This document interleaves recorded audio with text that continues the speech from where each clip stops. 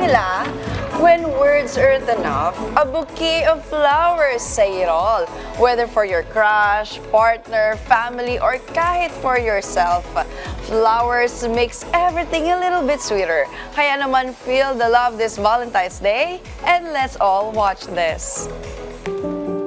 This Valentine's Day, hindi pwedeng mawala ang mga bulaklak. Bawat sulok ng kalsada, mall at online shopping sites, bulaklak ang tanging bida. Pero teka, hindi ba't may mas malalim na kahulugan ang mga bulaklak sa ating kultura at sa ating buhay pag-ibig? Dahil sa kabila ng lahat ng nauusong plush toys at chocolates, ang mga bulaklak ay parang metaphor ng love.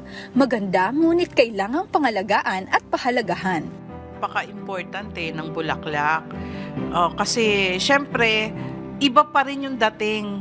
Unang-una yung color niya, yung value niya.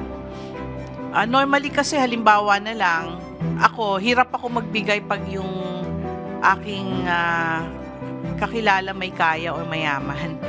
No? Pero pag sa bulaklak, ayos na ayos lang ang presyo. Tapos na-appreciate ng mga tao all walks of life, anumang level o antas ng pamumuhay niya. Bagamat simpleng regalo lang ang mga bulaklak, may kakayahan pa rin itong magdala ng saya at kilig. Maraming bumibili ng mga bulaklak during Valentine's Day. At hindi ko alam kung saan nanggagaling yung mga customer na yan. Na before hindi ko nakikita pero nakikita ko sila mag Valentine's Day. Siyempre marami tayong varieties ng bulaklak. May mga carnations, stargazer at kung ano-ano pa. Pero roses pa rin talaga yung kanilang hinahanap pag Valentine's Day. Hindi lang basta-basta ang pagpili ng bulaklak dahil may mga detalye na kailangan mo ring isaalang-alang para mas mapansin ito ng pagbibigyan mo.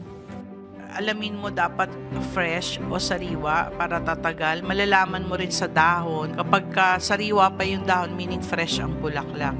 At syempre, alamin mo rin kung sino man yung pagbibigyan mo, kung ano yung gusto niya or favorite ng bulaklak. At the end of the day, flowers are not just about impressing someone with grand gestures. They are about sharing a piece of your heart through nature's simplest form. Hindi kailangan ng magarbo. Ang mahalaga ay ang thought and sincerity sa bawat bulaklak.